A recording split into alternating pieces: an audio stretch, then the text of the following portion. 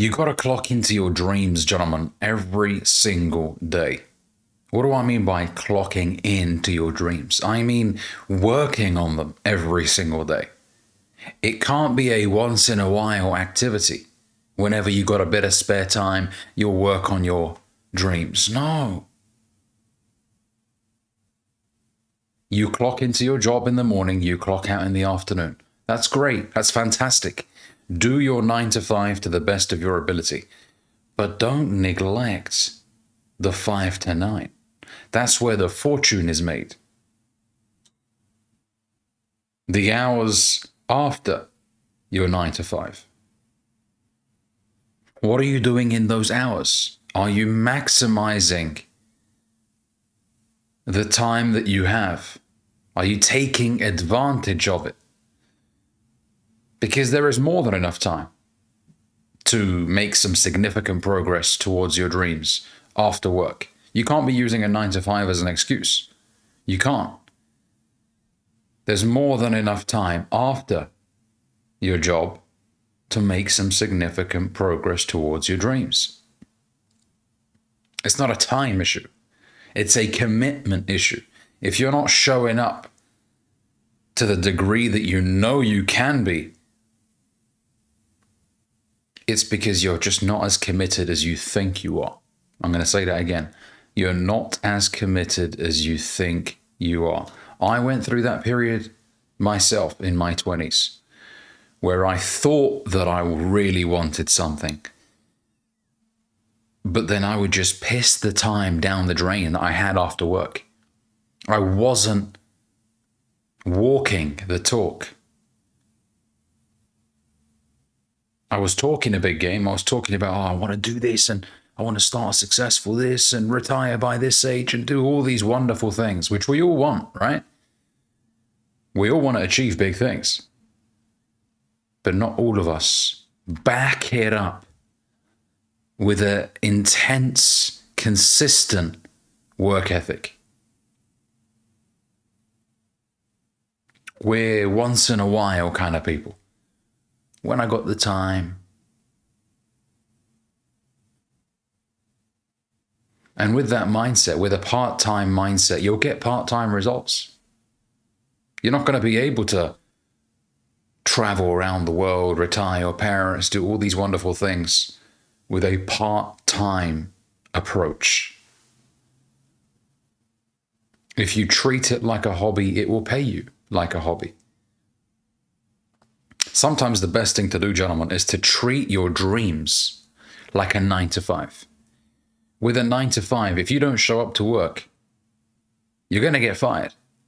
Now, they may let you off once if there's a very valid reason. But if you just don't show up, you're not going to have a job. They'll get rid of your ass. The thing about working for ourselves and pursuing our own dreams is that we don't have anybody holding us accountable to that degree. You have to hold yourself accountable.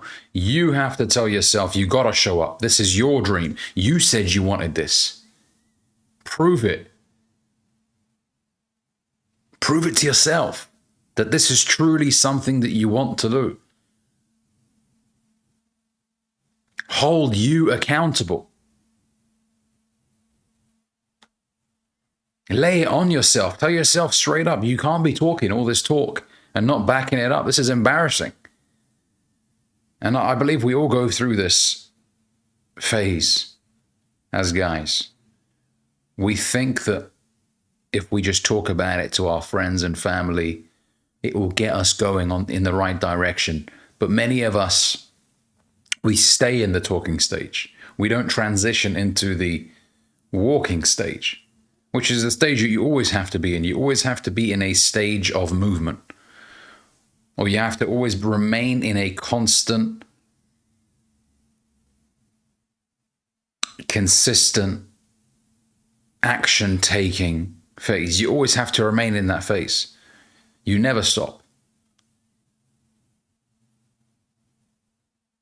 I don't want you to like the sound of your own voice when you're telling people your goals. I want you to be celebrated by others for your achievements without you even having to bring it up. You don't even have to say, well, I've achieved this. People will notice your progress when it's out there. You don't need to tell everybody, this is what I want to do. I want to launch this and I want to grow this and expand that. And you don't have to say any of this stuff. Stay quiet. Let your success make the noise. Just be moving. Moving in silence, as they say, right? Moving in silence, what it means is you're just getting it done. It doesn't mean that you don't make any noise. And if you're a content creator and you're opening a restaurant and you want people to find out about what you do, so you're going to make some noise. What that means, moving in silence, is just getting it done without the need for approval from other people. You don't need other people to give you permission to go out there and take massive action, to sign off on it. If this is something that you truly want to achieve, you go out there and do absolutely everything in your power to achieve it. And you got to hold yourself accountable every single day. You got to look in the mirror and be like, come on, man, what's going on? Why are you not showing up as consistently as you should be? What's going on? You said you wanted this. You talk the talk. You've got a vision board in your room. Your wallpaper is a Mercedes AMG GTR. You told your girlfriend you were going to have a business up and running by now. You're not doing it. Why are you not doing it? Hold you accountable. And then stop what you were doing before. If you were talking to everybody about your goals, stop doing that. Just take action. Yeah, but Ali, I don't know what to do. It's because you're overcomplicating the action-taking phase. Find out what you need to do to get some progress under your belt. We're not talking about having a world-renowned business up and running within 1 month. That's just not possible. You need to give yourself the time to lay the foundations and start to build something strong. That takes time. In this social media age, everybody thinks starting a business is quick. Getting to a successful stage is quick. But that's far from the truth. It takes time. It's going to take years before you really see some significant progress in most cases. Now, there are exceptions, but in most cases. And that's okay. If you're truly doing it for the love of the game, you want to create the best possible products, the best possible services, it's going to take time to prove to the marketplace that what you have to offer is valuable to them. It's quite an entitled mindset to believe that everybody should just buy everything I have straight away. Who are you? You've got to earn the marketplace's trust. You've got to earn your credibility. You've got to earn your progress. You can't demand it. You can't demand everybody should follow me now. No, create enough valuable content over a consistent period of time. Prove to people that, you know what? It will be worthy of your subscription. It will be worthy for you to follow me. Not crying when somebody doesn't. So clock into your dream every single day, man. I know sometimes there are days where you're just knackered. You feel sluggish. Go for a walk. Half an hour. Get some fresh air. Make yourself a cup of coffee. Then sit down and get to business. Tell yourself, what do I need to do today to progress within my craft? Even if it's 20, 30 minutes. Small progress, gentlemen, is better than no progress. Small progress is better than no progress. So get something done. Figure out who the best are in your industry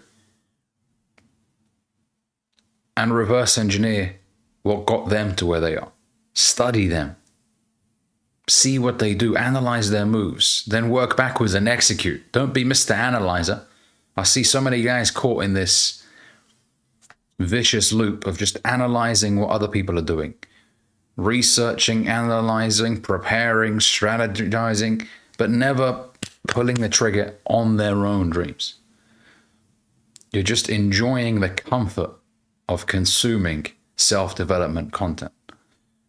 which a lot of the times is comforting. It gives you the feeling, the false feeling oftentimes, of progress. You're not actually progressing, but you're hearing all these wonderful quotes and you think, wow, I'm doing so well.